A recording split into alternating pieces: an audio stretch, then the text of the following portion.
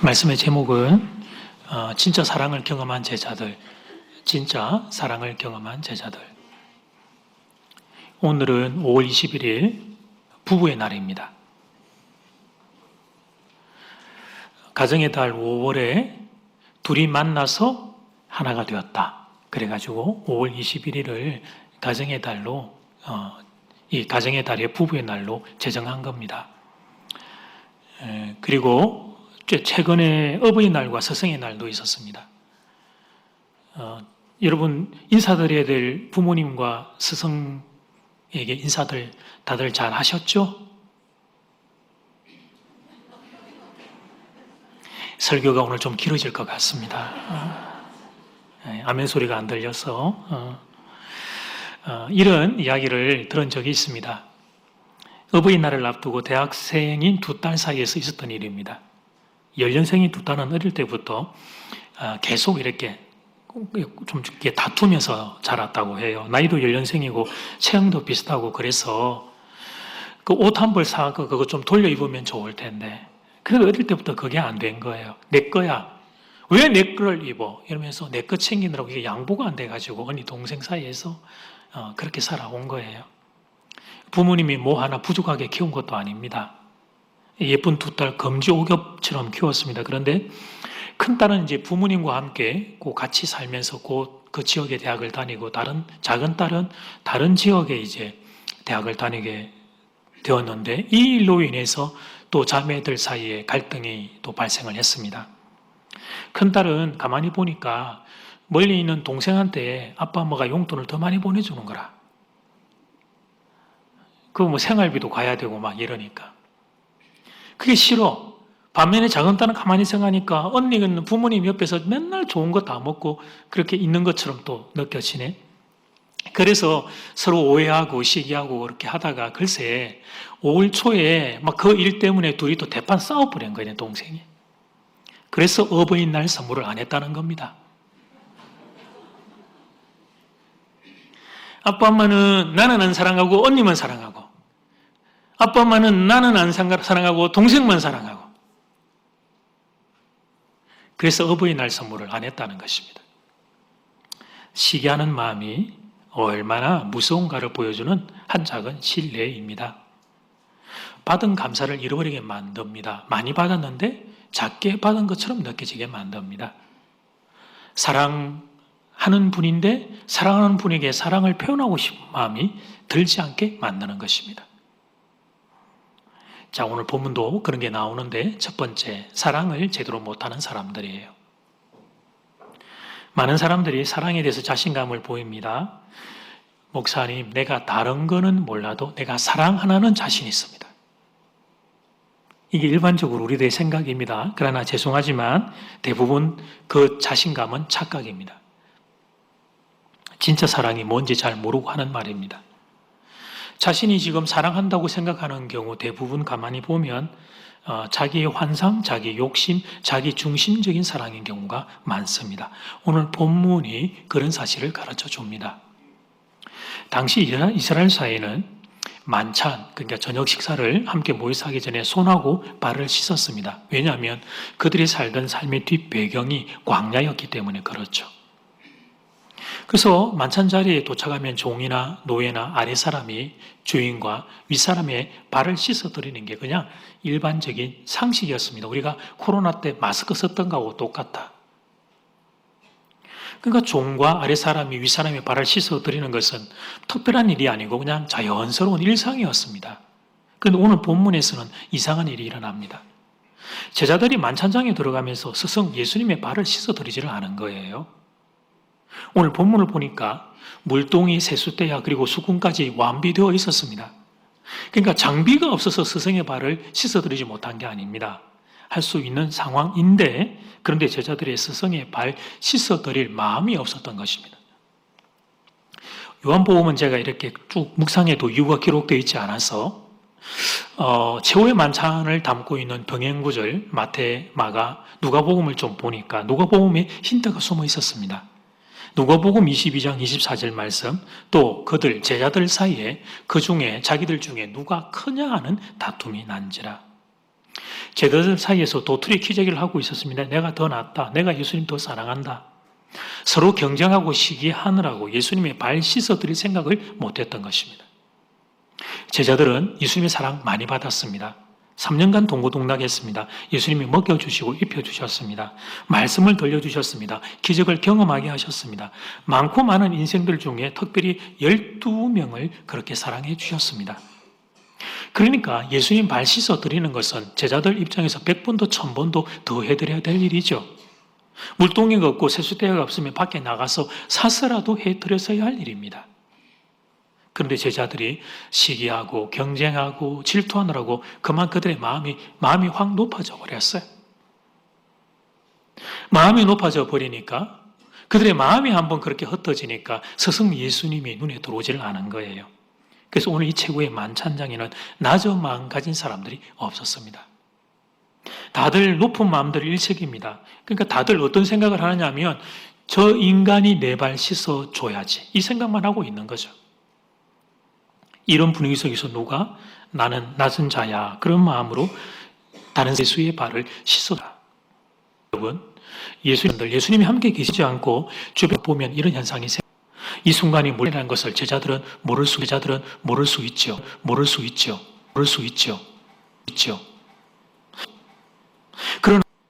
그러나 그날은 유월절 전날이었습니다. 유월절 전날과 유월절 기간 중에 저녁에는 가족과 지인들이 함께 모여서 만찬 식사를 하는 것이 관례였습니다. 그리고 제자들이 스승의 발을 씻어드리는 것도 당연한 일이었고, 그런데 그 당연한 일, 사람된 도리를 이 제자들이 못하고 있는 것입니다. 그런데 이 말씀을 묵상하면 묵상할수록 이게 좀 마음이 조금 아려오는 것은 제자들의 모습이 우리의 모습이기 때문이죠. 우리도 그럴 때가 많기 때문입니다. 사람이 해야 될 기본적인 도리를 잘 못합니다. 부부간의 사랑, 부모님에 대한 효도, 이것은 인간의 기본적인 도리입니다. 사람과 짐승을 구분짓는 큰 차이입니다. 그런데 이 기본적인 도리를 우리가 못할 때가 많습니다. 우리가 바빠서 그렇기도 하고, 또 사실은 요즘 시대는 더 많은 것은 이게 비교의 문화, 다른 사람들과 비교하느라고 우리의 마음들이 많이 무너져 버렸습니다. 우리의 마음에 감사들은 잘 없고 원망과 불평들이 너무 많이 있다 보니까, 그래서 주변을 돌아보면서 사랑할 마음의 여유가 없는 거예요.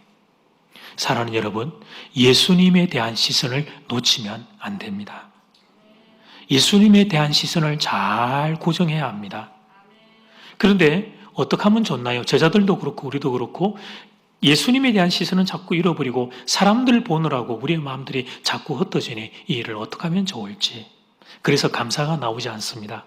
그래서 우리가 온전한 사랑을 잘 하지를 못합니다. 사랑을 해도 자기 중심적인 사랑들, 가짜 사랑들만 자꾸 하게 되는 거예요. 이게 본문의 이야기고 우리들의 슬픈 이야기입니다. 자, 이제 두 번째, 진짜 사랑을 경험한 제자들. 요거는 같이 한번 외쳐봅시다. 시작. 진짜 사랑을. 예수님에게 발 씻김을 당한 제자들의 심정을 한번 상상해 보겠습니다. 제자들은 엉겹결에 예수님으로부터 발 씻김을 당했습니다. 베드로만 본문을 보니까 잠시 주제했을 뿐 결국은 12명 모두가 다 이 제자들이 예수님께 발 씻김을 당했습니다. 제자들이 얼마나 당혹했을까? 스승이 제자를 섬기는 것은 우리 시대에도 특별한 일입니다. 그런데 당시 문화의 기준으로는 있을 수 없는 일이 일어난 거죠. 그때 예수님의 모습을 말씀은 4절과 5절은 이렇게 소개하는데, 자, 이건 우리가 주님의 모습을 기억하는 마음으로 같이 한번 천천히 읽어볼까요? 시작. 저녁 잡수시던 자리에서 일어나 겉옷을 벗고 수건을 가져다가 허리에 두르시고 이에 대야에 물을 떠서 제자들의 발을 씻으시고 그 두르신 수건으로 닦기를 시작하여. 아멘. 말씀 잠깐 좀 띄워놓으시면 예수님 제자들 발 씻어주셨다 이러면 될 텐데, 이 본문은 너무 자세하게 자리에서 일어나고 겉옷을 벗으시고 수건을 가져다가 당신의 허리에 두르시고 대야에 물을 떠서 제자들의 발을 씻으시고 또 흘러 두르셨던 수건을 풀어서 제자들의 발을 닦기를 시작했다. 너무 상세하게 기록하고 있습니다. 주목해 보라는 의도가 담겨 있는 거죠. 그런데도 우리는 이게 요즘 문자로는 좀 참 이해를 못하는 세대이기 때문에 도움되는 관련 사진 한번 볼까 해요.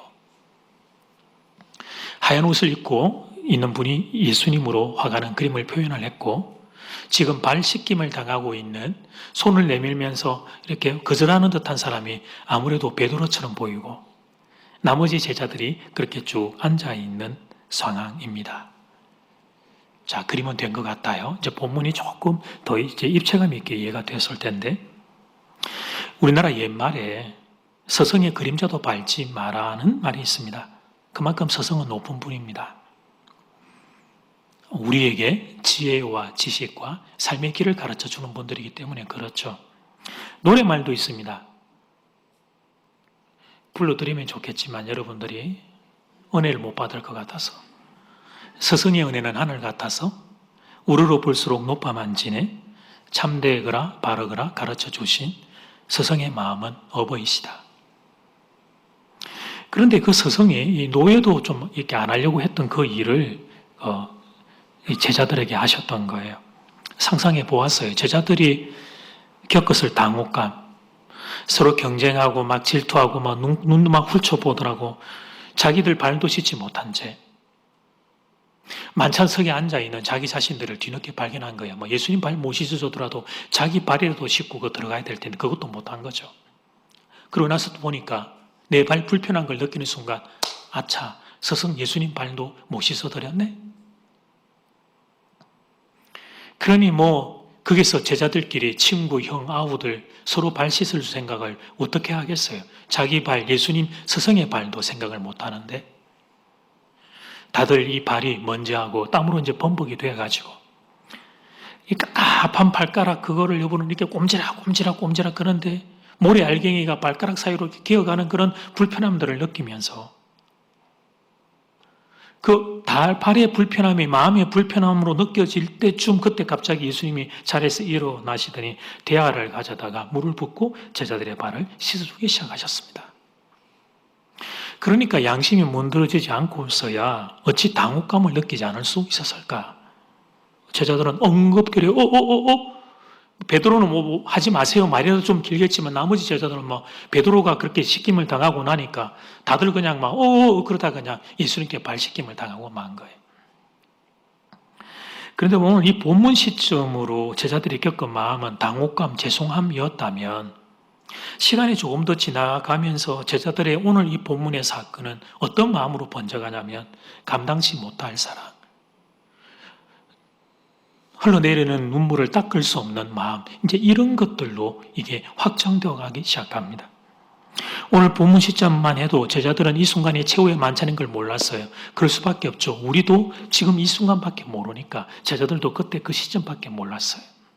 단지 유월절 절기를 지키기 위한 만찬 식사구나, 그 정도 생각만 했던 거예요. 그런데 시간은 지나갑니다. 예수님이 잡혀가십니다. 예수님 십자가에 달려 돌아가십니다. 3일 만에 부활하십니다. 부활하신 예수님이 성천하십니다. 그 시간들이 지나가면서 일정 시점에 제자들은 오늘 본문의 상황을 깨닫게 됩니다. 오늘이 예수님 십자가 지시기 전날 밤이었다는 사실을 뒤늦게 알게 됩니다. 자기들이 다 예수님 배신하고 도망치기 전이었다는 것을 주님이 알고 계셨다는 것도 깨닫게 됩니다. 그런데 그런 자기들을 예수님이 끝까지 사랑해 주셨던 거예요. 심지어 나 사랑한다 말로만 하시지 않고 직접 주님이 자기들의 발까지 씻어 주셨던 거예요. 그 예수님의 마음,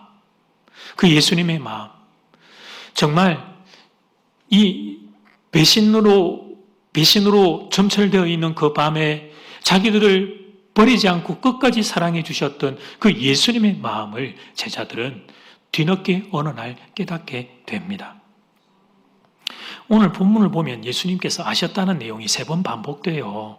먼저 1절을 보면 유월절 전에 예수께서 자기가 세상을 자막을 좀 띄워주세요. 세상을 떠나 아버지께로 돌아가실 때가 이런 줄 아시고 세상에 있는 자기 사람들을 사랑하시되 끝까지 사랑하시니라.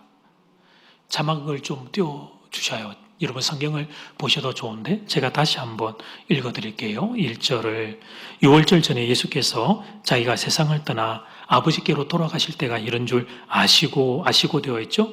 세상에 있는 자기 사람들을 사랑하시되 끝까지 사랑하시니라. 네, 1절에 지금 이제 떴습니다. 여러분 아시고라고 빨간 글자로 방송실이 도움을 주고 있습니다.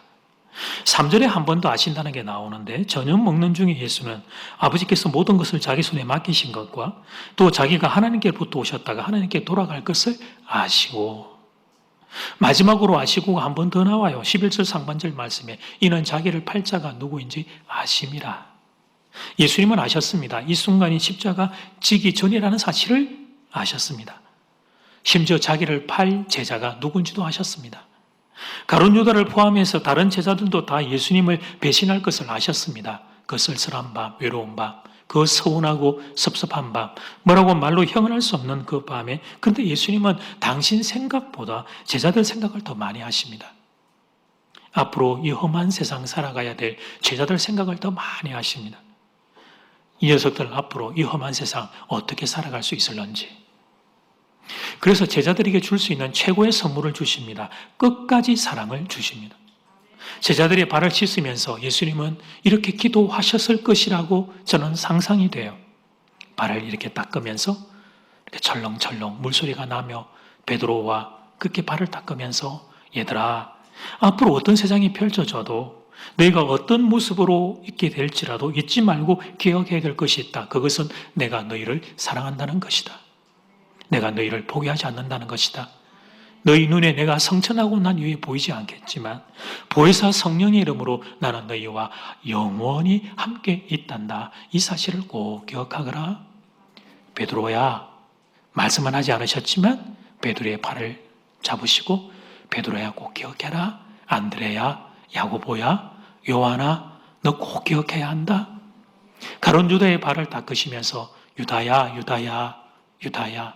전 개인적으로 유다의 발을 잡으셨던 주님의 마음이 제일 아프셨으리라고 생각을 해요. 어쩌면 주의 눈에서 눈물이 흘러내리는지도 모르죠. 제자들의 물 묻은 발을 닦아드릴 때 그 수건으로 주님은 흘러내리는 당신의 눈물을 닦으셨을 것이라고도 저는 상상이 돼요. 사랑하는 여러분, 저는 여러분도 예수님의 이 사랑을 받은 줄 믿습니다. 이 사랑 받았기 때문에 지금 우리가 다 이 자리에 앉아 있는 겁니다. 이 배신할 제자들을 끝까지 사랑하듯이 우리들의 수많은 배신과 교만과 여러분 어리석음과 죄악과 하나님을 향한 거부 그런 것들과 상관없이 예수님이 우리를 사랑해 주신 거예요. 그래서 이 자리에 오늘 우리가 이렇게 앉아서 예배를 드릴 수 있는 겁니다. 만약에 너희 만날 조건으로 내가 그 일정의 교회에 들어와서 예배드리고 나의 백성이 드릴 수 있다고 하면 우리 중에 누가 이 자리에 앉을 수 있겠어요? 정말 우리의 죄는 주홍과 같은데 십자가 보혈로 눈과 같이 깨끗이 가려주시고 닦아주셔서 그래서 이 제자들을 사랑하셨던 끝까지의 사랑으로 우리를 받아주셔서 오늘 이 자리에 우리가 있는 줄 믿습니다. 예수님의 이 사랑 때문입니다. 받아주시는 이 사랑 때문에 여러분 우리가 이렇게 신앙 안에 살아가는 것입니다. 주님이 그렇게 사랑을 해주시고 제자들의 마음에 살아가면서 어렵고 힘든 순간이 올 때마다 무너지고 쓰러졌을 때마다 내가 너 끝까지 포기하지 않고 사랑한다는 사실을 기억해라. 그렇게 먼저 그 사랑 주심으로 이야기하셨던 주님이 제자들에게 한 가지 더 부탁하시는 게 있는데 그건 뭐냐면 너희도 나처럼 사랑하며 살면 좋겠다. 그 말씀을 하셔요. 여러분 오늘 15절을 보니까 내가 너희에게 행한 것 같이 너희도 행하게 하려 하여 본을 보였노라. 아멘. 그러니까 우리도 예수님처럼 이 사랑하며 살기를 원하시는 거예요. 이 귀한 인생, 여러분의 인생이 다 너무 귀한데 비교하고 경쟁하고 자기 중심적으로 그렇게만 살다가 여러분의 귀한 인생이 끝나기를 원하지 않으셔요. 진짜 사랑이 뭔지 예수님을 통해 배우고 그 사랑 가슴에 안고 진짜 사랑하는 그 경험들을 여러분도 해보라는 것입니다. 부모님들은 자녀를 둔 부모님들은 자녀들 향하여 다 그런 기대 가지고 있어요. 그저 그 정도, 어느 정도의 수준의 삶을 사는 게 우리의 부모의 소원이 아니에요. 정말 아름다운 인생들, 영광스러운 인생들, 정말 복된 인생이 되기를 원하는 부모의 마음에 자녀에게 묻어 있듯이 하나님은 여러분을 그렇게 기대하십니다. 예수님은 여러분을 정말 많이 사랑하십니다. 그래서 그냥 사랑받은 자로만 있는 것이 아니라 그 사랑하며 사는 인생 되기를 원하시는 것입니다. 제가 오늘 할렐루야 성가대하고 우리 취하시는 장로님하고 사전에 이미 이렇게 이야기를 주고받은 바가 없습니다만 오늘 사랑에 대한 고린도전서 13장에 사랑의 찬송을 해주셔서 너무 감사해요. 왜 이런 이야기를 하겠어요? 지금부터 그 이야기를 저도 하려고 하는 거지. 고린도전서 13장은 유명한 사랑장입니다. 사도 바울은 당시의 세상의 사랑과 예수님의 사랑이 너무 다른데 이거 다른 걸 어떻게 표현할까를 고민을 했습니다. 이미 당시에 사랑이라고 하는 헬라어 단어가 있었습니다. 남녀 간의 사랑 에로스, 우정을 담고 있는, 의리를 담고 있는 사랑 필레오. 그런데 바울이 예수님을 만나고 난 뒤에 이 단어들은 예수님의 사랑을 표현을 할 수가 없는 거예요. 스스로 표현하듯이 예수에 대한 핍박자요, 박해자요, 정말 죄인 중에 괴수였던 자기를 받아주신 예수님의 사랑을 무슨 단어로 표현할까? 그래서 바울은 아가페라고 하는 새로운 단어를 차용합니다. 단순히 감정을 뛰어넘어서 의지를 동반하는 사랑, 진정한 사랑, 사람을 살리는 사랑, 예수님의 사랑을 표현하고 싶어 아가페라는 단어를 차용한 거예요. 그 고린도전서 13장, 글로 본문으로 들어가기 전에 먼저 우리가 해야 될 사전 작업이 있는데 그건 내가 생각하는 사랑은 어떤 사랑인가 하는 걸 먼저 한번 점검해 보는 거예요. 여러분이 생각하는 사랑이라는 단어를 떠올리면 어떤 개념, 어떤 행동들, 어떤 명제가 떠오르나요? 뭔가 짜릿한 거, 달콤한 것들, 솜사탕, 하트가 막 한 100개씩 뿅뿅뿅뿅 풍성들이 떠 있고 막 정신을 잃을 정도로 막 매력적이고 강렬한 것들, 또 남자친구나 여자친구나 배우자가 명품 선물을 갑자기 탁 들고 오는 거. 뭔가 우리가 생각할 때는 사랑 그러면 생각하는 개념들이 이런 것들이 우리 안에 많이 떠오르죠. 근데 사도 바울은 성경적인 사랑을 그렇게 표현하지 않고 고린도전서 13장 오늘 2절만 볼 텐데 4절 5절에서 이렇게 표현을 해요. 사랑은 오래 참는 거래요.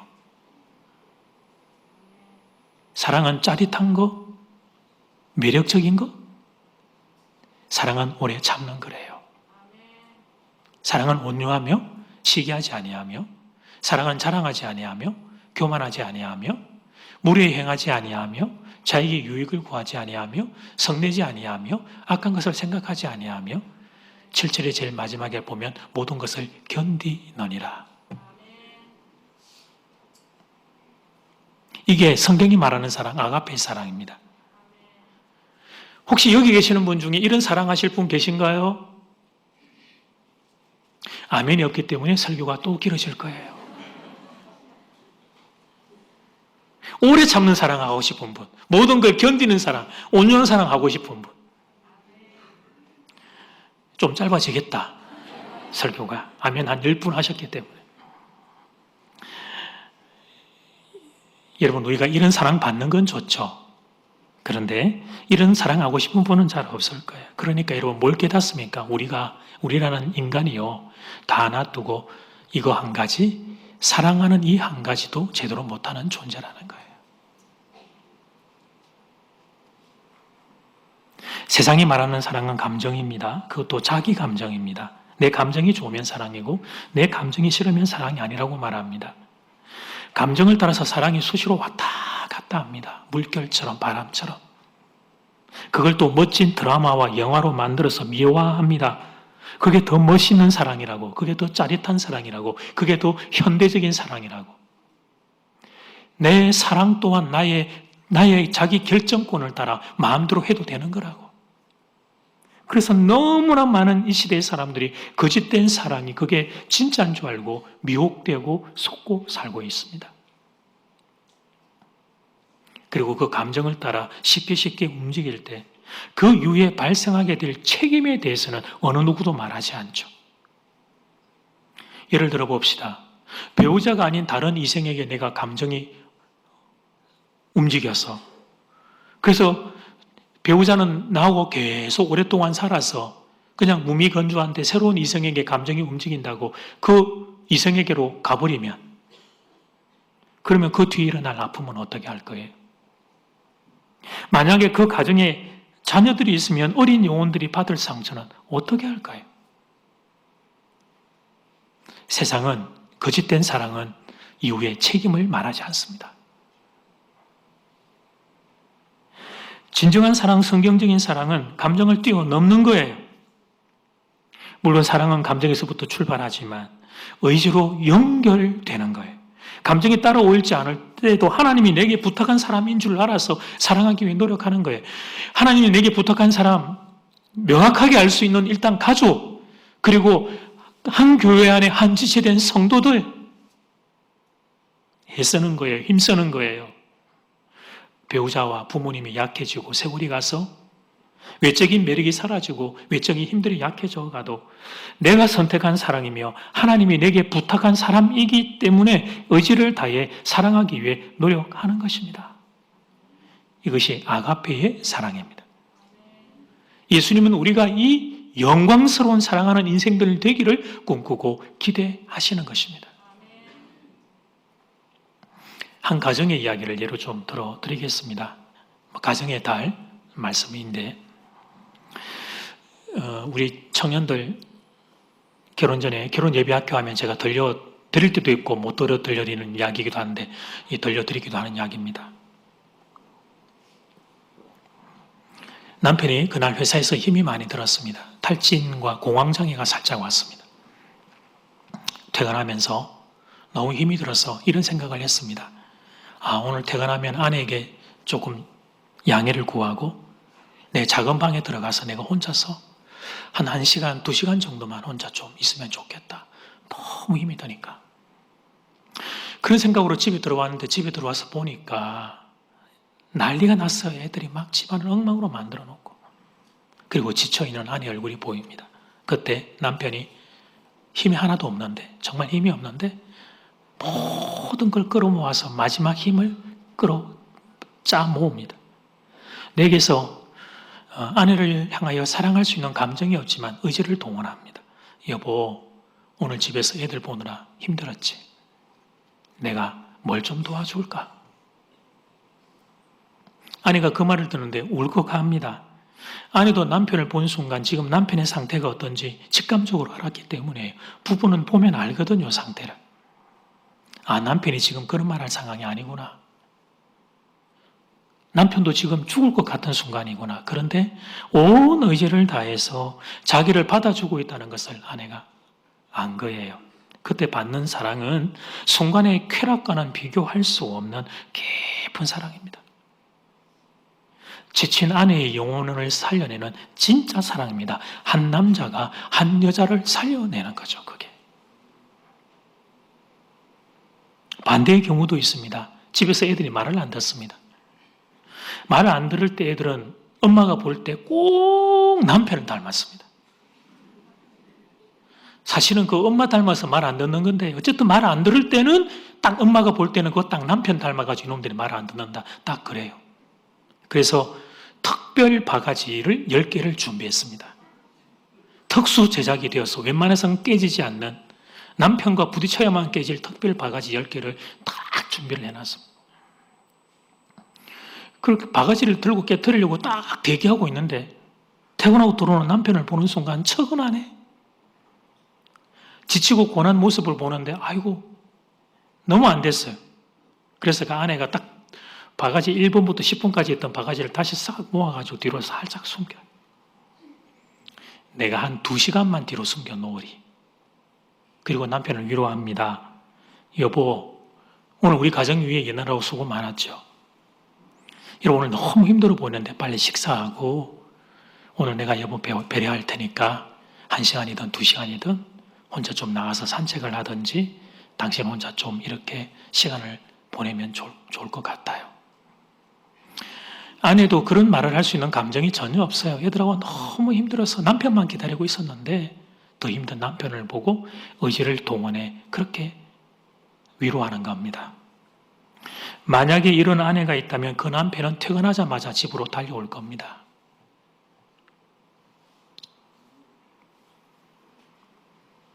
제가 웃자고 드리는 말씀이 아니고요. 내가 숨 쉴 수 있는 곳이 그곳이기 때문이에요. 내가 숨 쉴 수 있는 곳이. 한 여자가 한 남자를 살려내는 거예요. 이런 사랑이 사람을 살려내는 사랑입니다. 감정을 넘어서서 의지를 동원한 사랑이에요. 아가페의 사랑이에요. 예수님은 우리가 이런 사랑하는 사람으로까지 자라기를 원하시는 거예요. 오늘 이 자리에 싱글, 또 미혼, 또 혼자 사는 분들이 꽤 계시는데 부부 예를 들어서 죄송합니다. 용서해 주십시오. 이 결론으로 이 원고를 작성해 놓고 나서 어젯밤 늦게까지 이거 말씀드려야 되나 말아야 되나 그분들 때문에 고민을 하다가 그래도 아가페 사랑이라는 게 이게 구체적으로 뭘 하는 것인지 제가 좀 예를 들어 드리고 싶어서 아가페 사랑하면 늘 좀 명제고 허상이고 늘 멀리 두니까 제가 우리들의 삶의 기초가 되는 이 가정을 가지고 예를 들어야 이게 제대로 우리 안에서 살아날 수 있기 때문에 제가 오늘 이 말씀을 돌려드린 거예요. 본문으로 들어가서 보면 다시 돌아가서 보면 여러분 예수님은 배신할 제자들을 사랑하셨어요. 끝까지 사랑하셨어요. 다 좋다 이거예요. 사랑해야 된다는 게 주님의 사명이면 하시기는 하겠지만 한 식탁에서 어떻게 밥을 같이 먹고 아니 이 배반할 놈들 발을 어떻게 주님이 씻어줄 수 있었을까 하는 거예요. 그러니까 제자들의 그 배신이 주님의 마음에 큰 아픔이었지만 그들의 어떠함과 상관없이 사랑하셨던 거죠. 그리고 사랑하는 여러분, 예수님은 여러분도 그렇게 사랑하십니다. 믿으시길 바랍니다. 우리의 어떤 자격과 조건 때문이 아니에요, 여러분. 우리는 주님 앞에 사랑만을 만한, 물론 선함이 없는 것은 아니지만 우리의 악함이 더 많기 때문에 그분의 사랑을 받을 대상이 못 돼요. 그러나 주님이 우리를 더 많이 사랑하시기에 그분이 끝까지 우리를 받아내시는 겁니다. 그 예수님이 이제 한 걸음 더 나아가 우리를 향한 기대를 가지고 사랑을 부탁하시는 거죠. 예수님을 대신해서 사랑해달라고 부탁하시는 겁니다. 가짜 사랑이 난무하고 있는 이 세상에서 그래서 사랑한다고 하면서 이 세상 사람들은 어리석게 많은 사람들을 아프게 하는 짓을 자행자제하고 있는 이 세상에서 자기 감정을 따라 수시로 왔다 갔다 하는 이 세상에서 진짜 사랑을 해달라고 부탁하십니다. 예수님을 우리를 사랑하셨던 것처럼 우리도 감정을 넘어서서 의지를 동원해서 사랑해달라고 부탁하십니다. 오래 참는 사랑, 온유한 사랑, 모든 것을 견디는 사랑, 그 사랑만이 사람을 살려낼 수 있기 때문입니다. 그런데 이 좋은 게 여러분 잘 안 되죠? 잘 안 돼요. 저도 잘 안 돼요. 우리 실력으로는 안 되는 일에 다 놔두고 배우자도 제대로 사랑 못하고 우리가 부모님도 제대로 사랑을 못합니다. 늘상 내 감정만 중요하고 우리는 이 죄인이기에 이기적이고 자기 중심적인 존재죠. 우리가 그런 존재예요. 그래서 교우들이요, 예수님을 봐야 합니다. 그래서 예수님을 봐야 합니다. 예수님의 사랑을 경험해야 합니다. 예수님의 사랑을 가슴에 채워야 합니다. 나 같은 인생을 포기하지 않으시고 끝까지 사랑해 주시는 예수 그리스도의 사랑이 무엇인지 알고 배우고 경험하고 오늘도 내가 붙잡고 살아야 합니다. 그때 우리도 그 사랑 의지해서 진짜 사랑의 자리로 한 걸음 또 한 걸음 걸어가게 되는 것입니다. 바라기는 여러분 모두 아가페 사랑할 수 있기를 축복합니다. 예수님이 나를 사랑하시듯 여러분도 여러분의 사람들 사랑하는 영광스러운 분들 되기를 주의 이름으로 축복합니다. 아멘.